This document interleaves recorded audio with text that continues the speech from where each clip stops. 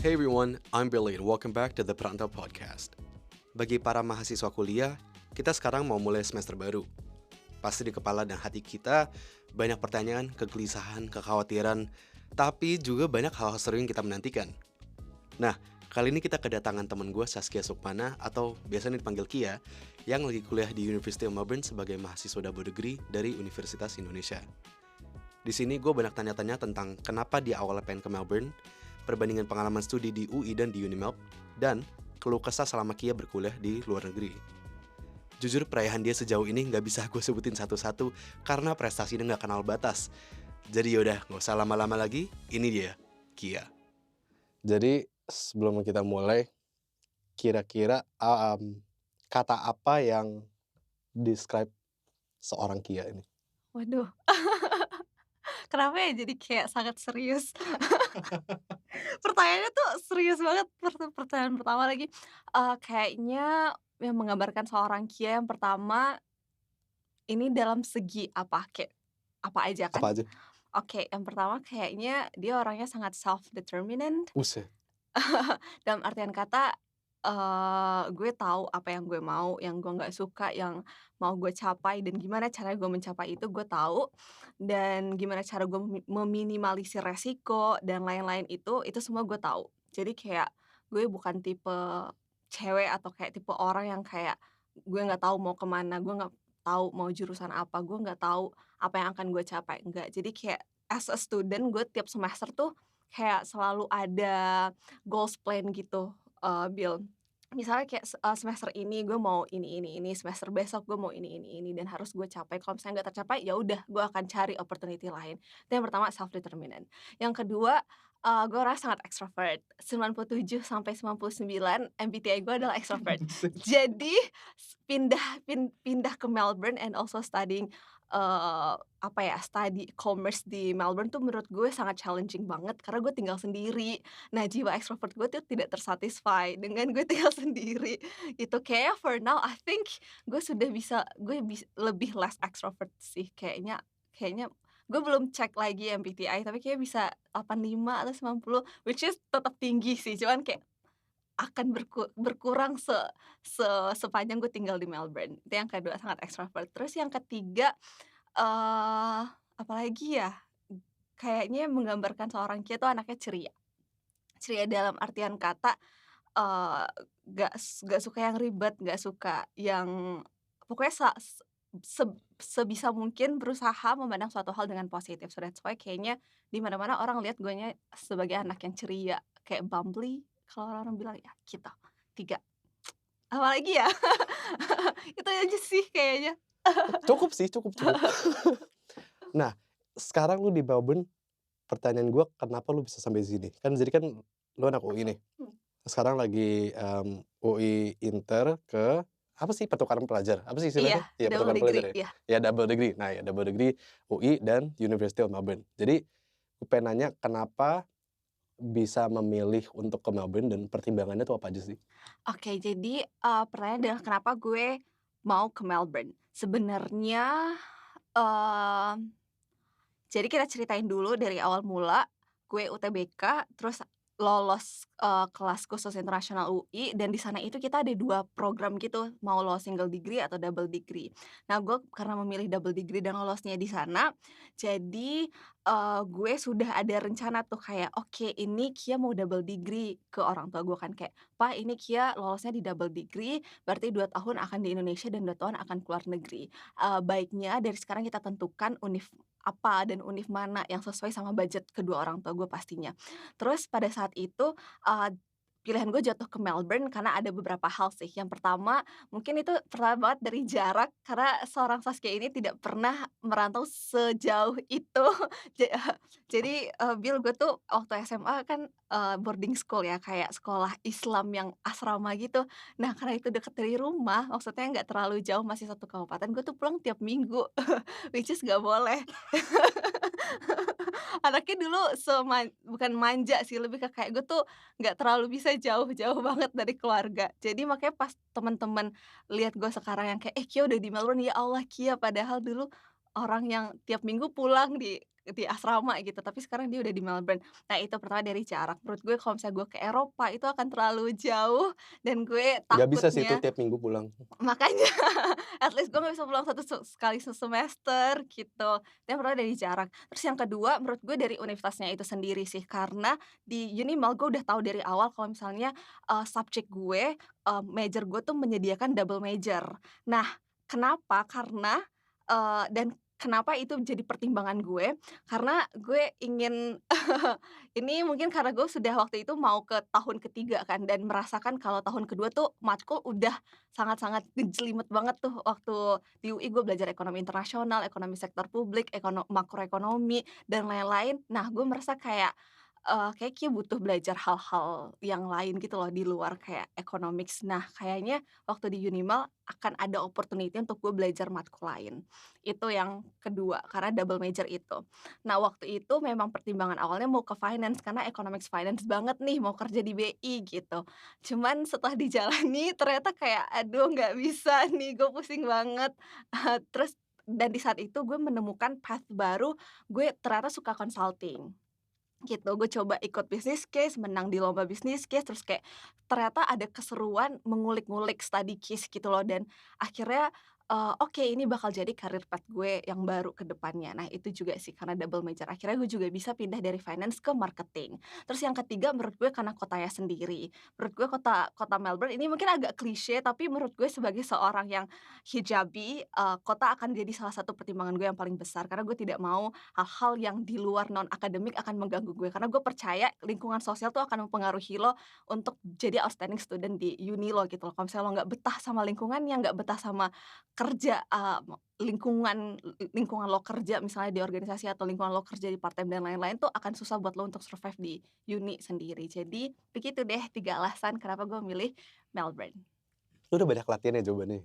Enggak, demi apapun ini pertanyaan baru banget guys, gue nggak pernah ditanyain hal seperti itu sebenarnya. So kayaknya udah rapi banget gitu jawabannya deh. Kayaknya itu Kak, Emang bawaan ya berarti ya? bawaan karena gue public speaker guys. Wis keren banget. Gaya banget ya ampun. Nah sekarang apa perbedaan yang paling ketara dari perkuliahannya di University of Melbourne sama di UI gitu yang lu ngerasain misal dari ya sisi berinteraksi di kelas gitu, tugas-tugasnya, ekspektasi akademik gitu, yang kayak gitu-gitu apa aja sih yang paling ketara perbedaannya? Ini bener-bener kerasa banget apalagi waktu gue pertama datang ke Unimals gitu. Nah kalau misalnya kita ngomongin dari akademik sama non akademik. Kalau dari akademiknya sendiri di UI mungkin karena kelas gue itu kecil, ilmu ekonomi yang kelas internasional tuh isinya cuma 18 sampai 20 orang, which is sangat eksklusif sih kalau gue bilang. Nah jadi kita tuh bener-bener dari awal sampai akhir 2 tahun itu full sama temen itu-itu aja. Nah, that's why gue merasa sangat gampang untuk lo bisa survive di kuliah karena lo udah bonding sama teman-teman satu kelas lo gitu. Itu yang pertama. Sedangkan yang di Unimel tuh kayak kelas tuh dibuka sangat-sangat besar dan sangat banyak. Satu matkul aja itu bisa 500 orang sampai 800. Kayak kelas intermediate makro gue tuh isinya 800 orang, which is kayak crazy banget. Untuk kemungkinan untuk lo bertemu dengan orang yang sama itu sangat kecil di Unimel. Dan gue waktu itu berpikir awalnya, "Oh ini cuma terjadi di Unimel doang." Bukan, maksudnya kayak gue berpikir awalnya ini terjadi di universitas di seluruh Australia gitu. Ternyata waktu tuh gue tanya ke RMIT, teman-teman gue di RMIT, mereka tuh kelas-kelas kecil. Jadi diskusinya itu enak sama lecturer-nya langsung. Sedangkan kalau gue tuh kelas aula auditorium yang gede banget 300 orang dan kemungkinan lo untuk ketemu sama temen itu susah. Bahkan sampai sekarang gue masih struggle sebenarnya mencari teman yang mengerjakan subjek yang sama dengan gue. Karena itu tadi, kelas dibuka sangat besar, sedikit kemungkinan untuk lo ketemu sama orang-orang yang, beneran, mengerjakan subjek dan juga major yang sama dengan lo. Terus juga, dari apa ya, dari segi penempatan subjek, year, dan lain-lain di Unimel kan sangat bener-bener bebas banget ya, Bil. Compare to kalau di UI tuh kita udah dikotak-kotakan, kalau year 1 lo mengerjakan subjek ini, year 2 ini, semester ini, eee, segini, semester ini segini gitu, udah ada paket-paketannya. Sedangkan kalau di Unimel tuh kayak lo anak year 1 mau ngambil level 3, level 2 itu nggak apa-apa as long as lo punya points yang cukup. Points ini pun ternyata bisa dikumpulkan dari lo SMA, gue juga baru tahu itu dari beberapa eee, lokal, local friends gue. Nah jadi That's why kayak sangat susah buat lo ketemu orang yang mengerjakan subjek yang sama, year dan juga tahun yang sama dengan lo gitu. Itu yang gue rasakan, jadi kayak cukup challenging actually to find a friendship, yang bisa sama-sama berjuang untuk di bidang akademik, gitu. Tapi kalau itu apa karena misalnya kan misalnya dari yang matkul tahun pertama, kedua, ketiga, kadang kan pasti dari semakin ke atas kelasnya akan semakin kecil karena semakin spesifik gitu kan kepada minatnya seorang, mahasiswa, tapi juga si fokus-fokus perkelasnya sana kan misalnya yang tahun pertama pasti kan yang lebih, general gitu kan, yang lebih semuanya yang lebih introductory gitu kan, yang di mana semua orang pasti harus ngambil karena itu bisa sekian ratus sekian ratus mahasiswa gitu yang ngambil sekaligus. Yang misalnya semakin naik nanti misalnya yang level 3 berarti kan entar kelasnya juga akan lebih kecil dan mungkin orang-orang lebih ke banyak kemungkinan orang-orang itu lagi yang lu ketemu. Nah, tapi kalau misalnya kan lu juga banyak beraktivitas di organisasi, perkuliahan juga gitu di luar kelas. Nah, ada nggak yang lu ketemu di sana yang ngambil kelas bareng juga? Nah, uniknya itu ada beberapa, cuman kayak, nggak tahu sih, gue merasa kayak bahkan, di temen dekat gue di ISEC itu juga ngambil kelas yang sama-sama gue, cuman satu subjek itu doang dan kayak, apa ya, gue nggak tahu kenapa tapi, kita nggak cukup dekat untuk bisa belajar bareng, gitu. Gue nggak tahu pola pertemanan di Melbourne menurut gue tuh nggak tahu ya, agak aneh aja, tapi kayak itu, kayak lo temenan ya cukup di organisasi aja, kalau lo pengen di luar organisasi itu atau kayak urusan organisasi, agak susah untuk bisa bener-bener bonding yang pada akhirnya kayak, "Kita belajar bareng yuk," gitu, yang gue rasakan dari POV gue. Nah, itu kalau dibandingin misalnya sama kehidupan sekarang lu di Melbourne gitu. Menurut lu apa sih yang paling beda gitu, dari kehidupan lu di sini dan pas di Indo? Tadi kita sempet ngomongin, oh iya kalau lagi di Indo ya bisa diurusin orang tua gitu dikit ya gitu. Itu masa kerjanya ada lebih enaknya gitu. Tapi masa kalau buat lu sendiri, masa dari sehari-harinya gitu, Mmm. menurut lu perbedaan paling terasa tuh apa? Sebenarnya kalau dari kualitas hidup gue suka banget tinggal di Melbourne sebenarnya, kayak apalagi seorang yang sangat menjunjung tinggi public transportasi, terus suka banget sama public transportasi di sini karena di UI pun walaupun gue emang menggunakan, bis kuning, Bikunnya UI, terus kayak, MRT, terus apalagi ya KRL dan lain-lain, tapi itu sumpek banget menurut gue. Pejuang KRL nih Bos, ini sumpek banget compare to tram di sini kan. Nah, jadi kerasanya beneran dari, kualitas hidup sih yang bener-bener sangat jauh berbeda, terus akses untuk makanan yang sehat dan bergizi itu gampang banget di sini. Kayak ini pertama kalinya gue beneran bisa makan sayur tanpa dikasih seasoning apapun. Karena sayur di sini enak banget, manis yang kayak lo nggak wah untuk semua yang ada di untuk semua yang ada orang-orang di Indonesia, kalian harus rasain sayur Melbourne guys. Bener-bener enak banget menurut gue. Kayak cuman gue rebus atau kayak gue masukin microwave, udah gue makan aja. Sedangkan kalau di Indonesia tuh harus dibikin sambel apalah gitu, harus direbus segala macem, itu banyak seasoningnya dan itu pun kadang masih nggak gue makan gitu. Itu yang kerasa dari kualitas hidup. Terus kalau dari segi kehidupan bersosial menurut gue kayaknya agak beda dengan the way how people live sih. Menurut gue kalau di Indonesia secara general, setiap individu tuh nggak cuman, setiap satu orang manusia itu nggak cuman dimiliki sama manusia itu, tapi dia juga bagian dari society.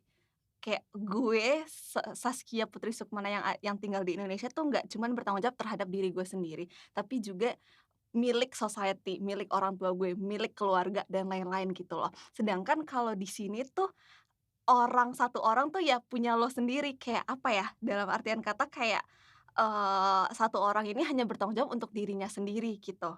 Dia bukan milik siapa-siapa, bukan milik society, bukan milik orang. Jadi keindividualisan itu sangat kerasa sih sama gue.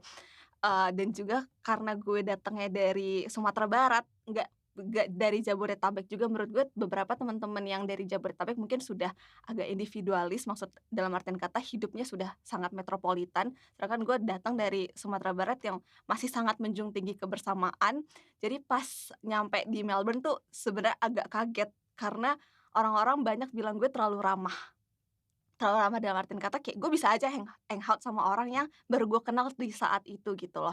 Karena, gue merasakan secepat itu bonding untuk orang gitu dan ramah untuk orang karena gue merasa gue juga apa ya bagian dari society gitu. Sedangkan kalau orang sini kayak even tuh kita udah satu organisasi, satu satu apalagi ya, satu divisi, satu segala macam tapi itu nggak menjamin kalau lo temen gue gitu. Gue kerasa itunya sih. Suka ngerasa sedih nggak kalau kayak gitu? Wah, sebagai seorang yang ekstrovert gue sedih banget lagi di awal-awal kayak susah banget ya ternyata cari temen gitu di lingkungan yang ini. Apakah waktu itu bahkan gue sempet kayak overthinking, apakah ini karena gue pakai hijab, apakah ini karena gue berbeda dan lain-lain. Cuman ya itulah namanya proses adaptasi. Ternyata tuh ketika lo interview interview kerja dan lo ditanya, "Saya adalah orang yang sangat pandai beradaptasi dengan baik." Kayaknya itu belum bisa lo lo bilang kalau lo belum pernah tinggal di luar negeri sih sebagai seseorang yang minoritas gitu loh, gitu. Jadi adaptasi itu akhirnya gue paham makna dari adaptasi itu seperti apa, gitu. Nah itu biasanya seberapa gampangnya sih buat lu, bukan hanya ngobrol ya, tapi maksudnya kayak, bisa sampai nongkrong gitu sama orang non-Indo buat lu seberapa gampang? Kalau menurut gue sekarang ini gue lebih gampang sama non-Indo. Oh ya? Iya, Kenapa? mungkin karena, mmm, mungkin karena yang pertama, yang sekarang itu gue udah involve ke beberapa organisasi yang isinya emang orang lokal rata-rata atau enggak kayak international student, misalnya kayak ISEC, 190 DC. Jadi kayak I think it's easier for me to reach out them, I think it's because orang-orang Indo yang gue temui itu nggak tahu kenapa, tapi nggak satu vibes ternyata gitu. Gue sangat Gi berhati-hati gi nih ngomongnya. Gue tidak mau menyebut instansi lain-lain di luar gue. Atau keceplosan lagi ya? Iya gitu pokoknya. Tapi dengan yang sama si non-Indo itu sebenarnya apa sih yang buat lu yang kayak, "Oh ternyata gue bisa juga nih ngobrol sama mereka, oh ternyata gue bisa juga nih teman sama Mmm, mereka." Soalnya kan pasti pas pertama kali lu ke sini pasti lu nggak kepikiran kayak, "Oh ya entar teman-teman gue bule semua, atau teman-teman gue yang non-Indo semua." Kan pasti nggak kepikiran gitu kan. Jadi apa yang sekarang setelah lu udah ngobrol, setelah udah kerja sama, apa yang membuat lu sadar bahwa, "Oh mereka oke juga nih, kayaknya gue lebih cocok sama mereka," gitu? kayaknya itu bener-bener berpengaruh, eee, dengan core values lo sih. Core value lo itu apa dan apakah itu cocok sama core values mereka. Kebetulan karena gue bilang kayak gitu karena gue a part of ISEC at the moment, jadi gue merasa orang-orang yang local student ataupun international student yang juga involved di ISEC tuh punya core value yang juga relevan dengan Tuh, gue. sambil dijelasin ISEC tuh singkatannya apa dan mereka tuh siapa? Oke, bener juga, mantap. ISEC itu kayak Youth Global Organization under United Nations. Jadi ISEC itu sendiri juga udah banyak cabangnya, branches-nya di Indonesia, tiap univ di Indonesia ada, di Australia juga, dan di luar negeri. Jadi ya gitu, World Organization. Kayaknya teman-teman di Indo kalau dengerin sangat familiar dengan ISEC sih. Nah, jadi karena core values-nya itu menurut gue nyambung satu sama lain dalam artian kata kayak the way how kita berperilaku, apa hal-hal yang kita junjung, apa hal-hal yang kita lakukan itu kayak selaras satu sama lain walaupun mereka local student dan gue, eee international student apalagi Indonesia, menurut gue itu akan nyambung sih. Nah, di luar dari itu, di luar dari lingkup, organisasi gue, mungkin bisa temenan, tapi temen aja, kayak temen di kelas, temen diskusi gitu-gitu. Kalau untuk sampai hangout bareng, terus kayak sleepover bareng, kayak kayak gitu-gitu, nggak sampai ke situ sih. Sakit ya, kita teman aja gitu. Iya bener, kayak gitu.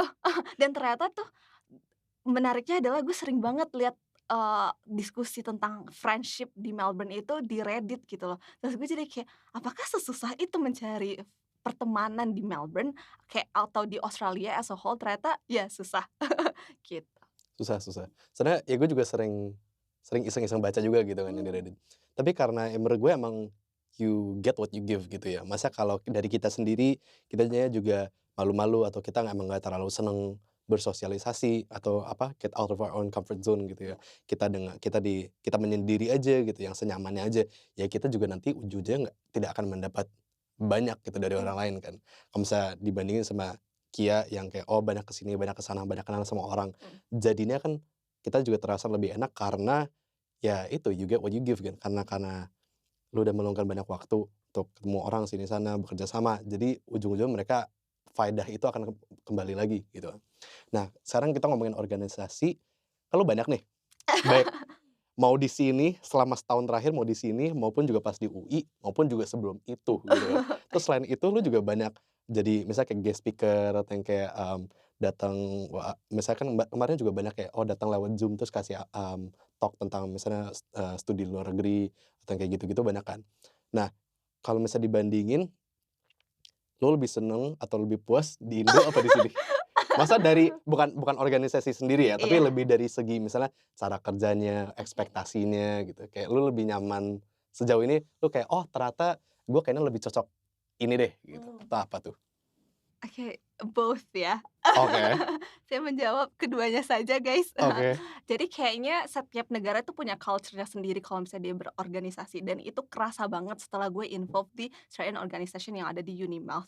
Dan menurut gue, 2 perspektif ini di Indonesia dan Australia nggak bisa comparable yang gue kayak, "Oh, gue suka si A, gue suka di negara B," gitu. Nggak gitu sih menurut gue, lebih ke kayak di Indonesia tuh cara kerja ternyata seperti ini dan di Melbourne tuh cara kerja seperti ini dan itu memperkaya perspektif gue tentang, gimana cara berorganisasi dengan baik dan benar, gitu sih.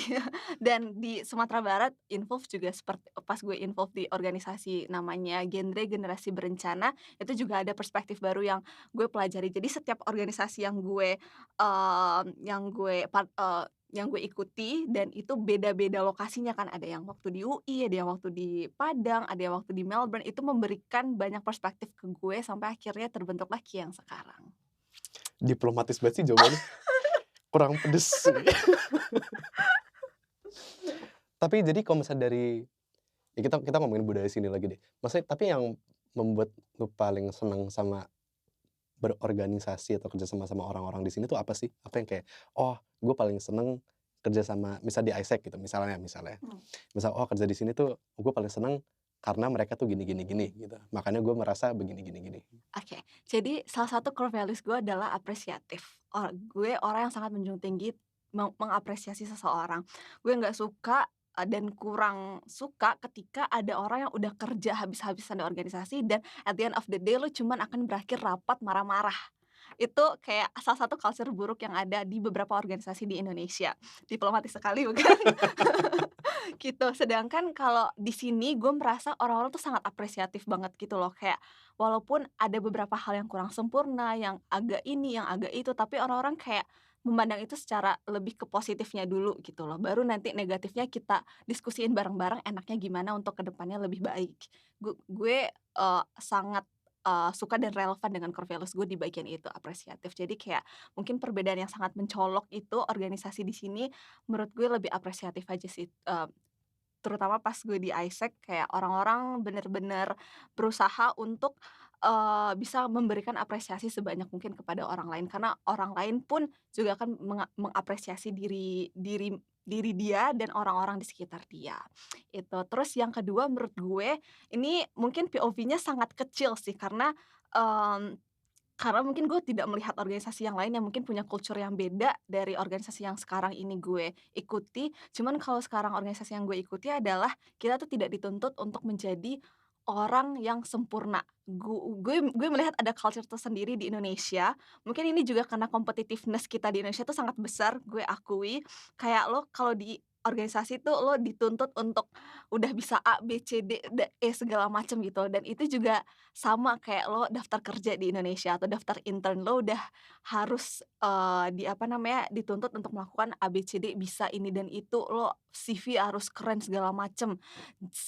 Sehingga kayak apa ya, yang mereka saring tuh emang yang udah top banget, udah outstanding. Sedangkan kalau di sini gue melihat orang-orang tuh cenderung memilih orang yang mau growth.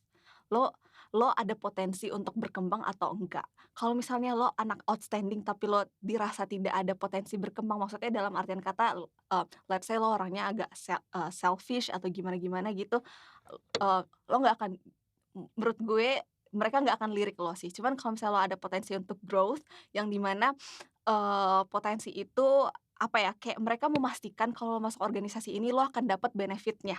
Lo akan nggak cuman akan capek doang, tapi beneran bisa memberikan dampak positif ke lo, dan itu gue rasain banget di organisasi di sini. Gue bener-bener growth. Dari sekian banyak organisasi yang gue ikuti sekarang, organisasi yang sekarang ini, menurut gue yang bener-bener berdampak sangat signifikan ke diri Kia, gitu. Keren banget jawabannya. Oh iya Kak. Terus, sejauh ini lu belum pernah casual atau part time job di Melbourne ya? Belum berani. Belum, kenapa belum berani? Eee, nggak tahu kayak apa ya, sebenarnya pengen banget sih cuman kayak, gimana ya memberikan jawaban yang masuk akal. Kenapa? Gimana?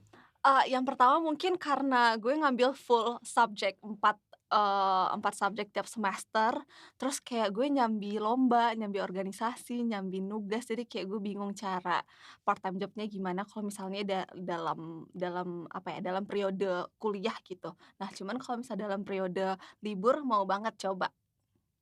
Misalnya kayak sekarang mungkin karena gue di Indonesia kayaknya cuman bakal 2 minggu doang sih, terus balik lagi ke sini besok. Dan masih ada sebulan sebelum winter subject keluar kan, gitu. Entar lu bakal ngambil winter? Enggak? Enggak, semoga. Semoga. Soalnya yang gue tahu juga di sini kalau misalnya yang kita ngomongin kerja pas summer gitu misalnya, kan yang perusahaan-perusahaan gede biasanya suka ada yang kayak yang ada vocational program gitu kan, atau yang kayak summer intern atau kayak gimana gitu. Yang kayak gitu-gitu lu tertarik? Tertarik. Nah, itu sudah ada di goals plan Kian. Udah masuk di plans ya? Udah, Udah masuk to do list? iya, insyaallah doakan guys secepatnya. Ya, nah tapi kalau misalnya kayak gitu biasanya dari yang lu lihat sendiri, biasanya apa sih yang dibutuhkan buat bisa masuk ke yang si summer program mereka gitu misalnya? Eee, Wait sebentar. Oke, ini mungkin gue akan berbicara dari POV teman-teman gue ya, karena gue belum pernah coba aplikasinya seperti apa dan lain-lain, mmm, cuman menurut gue adalah mungkin ini POV-nya masih sangat kecil karena gue masih anak year 2 belum juga masuk year 3. Cuman gue merasa kayak, eee, di sini tuh nggak terlalu banyak opportunity lain selain lo kuliah gitu loh. Mungkin menurut gue karena perkuliahan di sini sudah cukup berat, jadi sudah cukup banyak menghabiskan banyak waktu lo, sehingga kesempatan lo untuk apa ya, mengikuti hal-hal lain tuh, sedikit gitu. Menurut gue juga gue awalnya tuh sangat questioning my life decision kenapa gue harus ngambil double degree ke Melbourne. Karena gue merasa kalau misalnya gue stay di UI akan banyak opportunity yang datang ke gue. Misalnya kayak gue bisa intern langsung di semester 5, gue bisa ikut lomba macem-macem. Gue merasa guys di UI tuh banyak banget opportunity yang akan lo dapatkan. Lomba tuh bejibun banget, Bil. Beneran kayak tiap minggu tuh lo bisa lomba. Dan apalagi ya, selain lomba, terus internship, terus juga lo bisa lakuin banyak project gitu loh. Sedangkan kalau di sini bener-bener menurut gue kurang menggairahkan dalam artian kata kayak mungkin karena ini, jumlah penduduk juga atau gimana nggak tahu, cuman kayak opportunity-nya memang harus lo cari sendiri gitu loh. Mereka nggak ada tuh Instagram yang khusus untuk upload lomba-lomba di Melbourne. Kalau di Indonesia tuh banyak banget, Instagram khusus untuk upload lomba-lomba gitu dan segala macam. Jadi kebanyakan mereka yang udah lulus atau teman-teman gue yang lolos tuh emang bermodalkan UAM yang tinggi itu, yang 98 UAM-nya.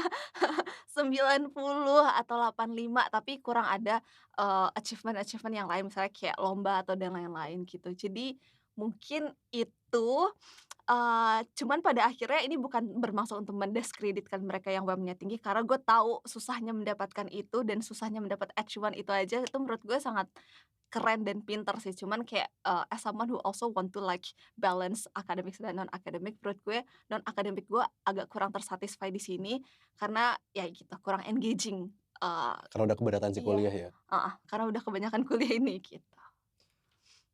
Nah itu kalau misalnya ngomongin yang kayak lomba-lomba gitu, tapi kalau menurut gue ya, soalnya kalau misalnya lu ngeliat mungkin di sini nggak seberapa banyak lomba-lombanya, tapi karena nggak banyak jadi tiap kali ada lomba begitu biasanya kan akan disponsori perusahaan besar dan lebih, ternama gitu, maksudnya bobotnya lebih gede juga gitu. Tapi kalau misalnya dibandingin di Indo, karena saking banyaknya lomba-lomba, tiap minggu pasti ada berapa gitu, tapi menurut lu jadi kayak nggak seistimewa nggak sih per individu lombanya itu gitu, karena saking banyaknya gitu? Oh, oke.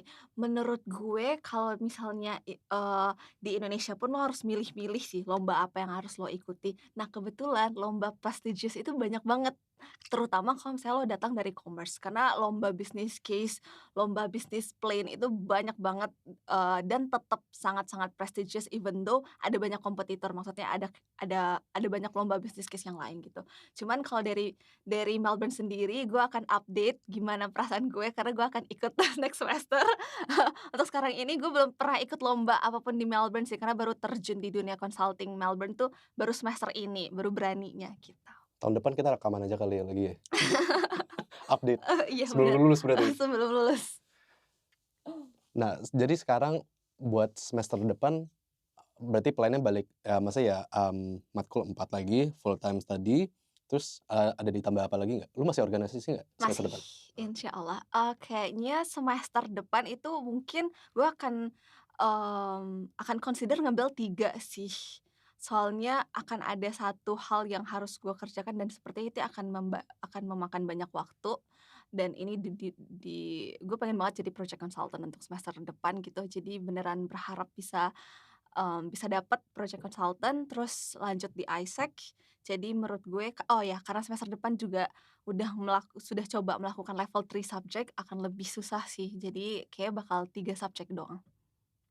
Nah, jadi sekarang lu di sini udah setahun, masih ada setahun lagi. Iya lagi, masih ada setahun lagi ya.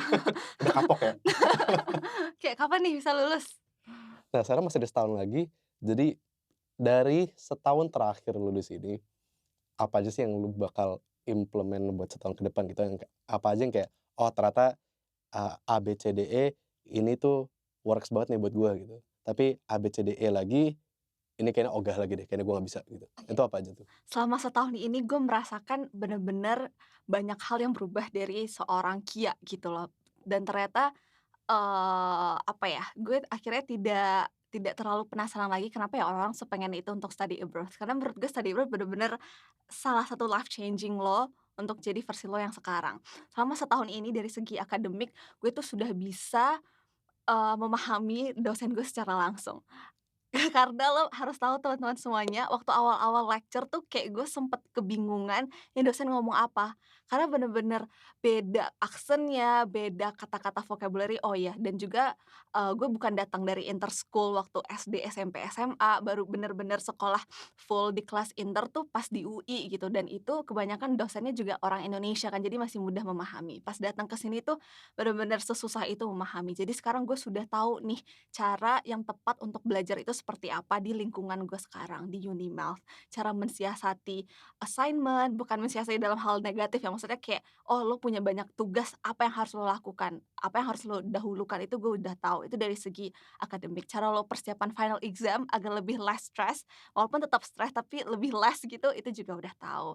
Nah, untuk non akademik ini banyak banget sih, terutama dalam hal public speaking. Gue merasa waktu itu gue sering mendiskreditkan dan sering kayak meng-underestimate my English, level gitu loh. Padahal waktu gue masuk sini IELTS gue 7,5, cuman gue masih kayak wah demi apapun gue beneran anxiety, setiap gue ngomong sama teman-teman lokal di sini terutama. Gue takut ada anggapan yang kayak, "Aksen dia jelek nih, dia lack of vocabularies banget ya." Terus kayak ada macam hal-hal yang gue dengar yang padahal itu cuman di kepala gue doang gitu loh, Bil. Jadi mungkin ini juga termasuk salah satu stereotip yang ada di Indonesia atau kayak salah satu hal yang sering banget orang-orang Indonesia lakukan terhadap orang-orang yang bisa bahasa Inggris adalah kayak aksen lo Indonesia banget gitu atau enggak kayak, lo nggak usah sok Inggris, hal-hal seperti itu tuh sering banget di lingkungan gue yang akhirnya bikin gue jadi yang kayak iya. Malah kritik terbesar lu orang Indo sendiri Iya, gitu ya? bener bener bener. Jadi, pas nyampe sini bahkan profesor gue yang waktu itu sama-sama ke Vietnam buat summer school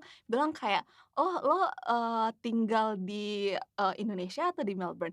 "Oh ya, I was born and also raised in Indonesia, until 20 years," gitu. Terus dia bilang kayak, "Oh ya, I thought, you were born, in Melbourne gitu, karena lo Cia punya aksen yang Melbourne." Terus gue cia, kayak yang buset. gue jadi semenjak itu gue jadi lebih pede karena profesor gue yang bilang seperti itu. Not gonna lie, tapi itu beneran bikin gue pede. Eee Okelah kalau misalnya dia cuman basa-basi doang atau gimana gitu, at least gue udah dapet acknowledgement, udah dapat pengakuan dari profesor gue gitu. Nah, itu bikin gue makin lama makin kayak, Oke, makin lama makin bisa berani. Terus juga di ISEC ada banyak sesi stall kan, kayak sesi public speaking lo kan terhadap orang lain, terhadap potential customers atau kayak sesama lo. Jadi itu bener-bener banyak bikin gue jadi lebih percaya diri untuk ngomong in terms of bahasa Inggris.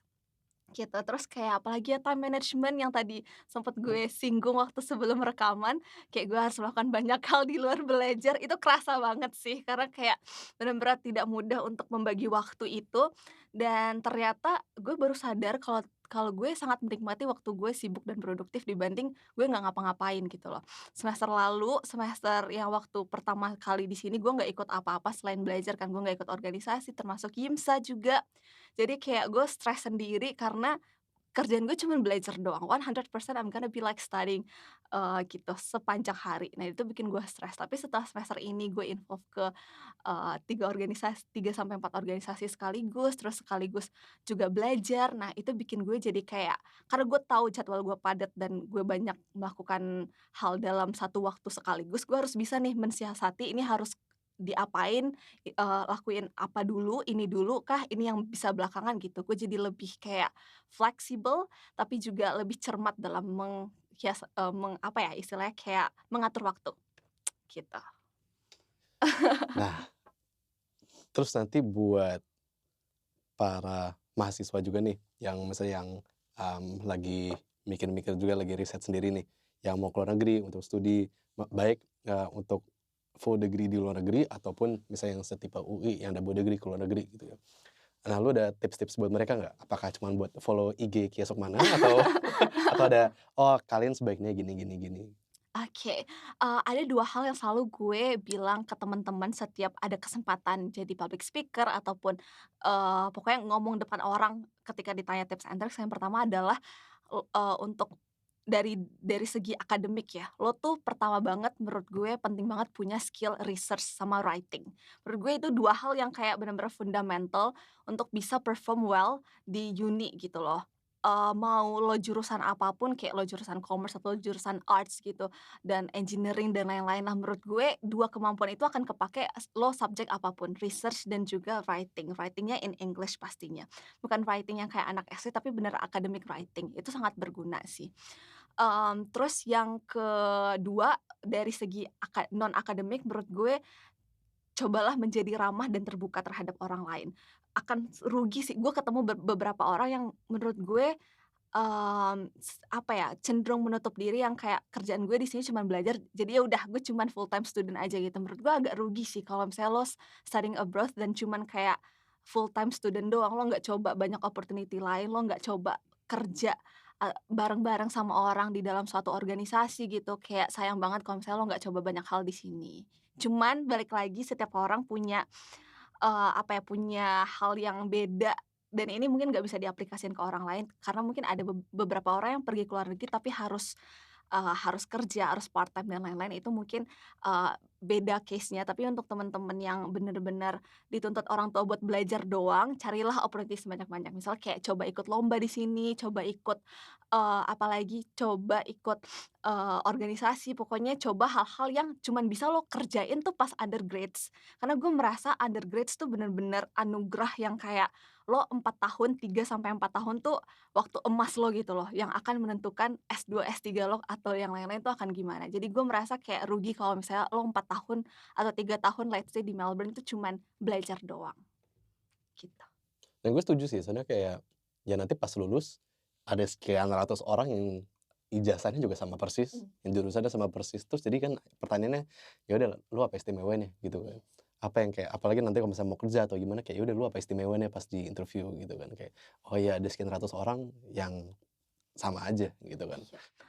Let's say mungkin muaranya bukan bekerja, tapi tetap aja menurut gue undergrads inilah yang akan, waktu lo di undergraduate inilah yang benar-benar membantu lo untuk berpikir lebih kritis, mengasah kemampuan kolaboratif, mengasah kemampuan, hal-hal yang nggak bisa lo pelajari di uni doang gitu loh. Gue merasa seperti itu sih, so that's why kayaknya lakukan sebanyak mungkin hal-hal yang bisa lo lakukan selagi lo masih anak S1. Contohnya kayak volunteer, organisasi tadi, dan lain-lain. The Pronto podcast is always looking for new stories to tell and people to meet. So, if you have a story worth telling, don't be shy. reach out on Instagram, LinkedIn, email, or wherever else you may find the Perantau Podcast. Until then, thank you, and see you soon.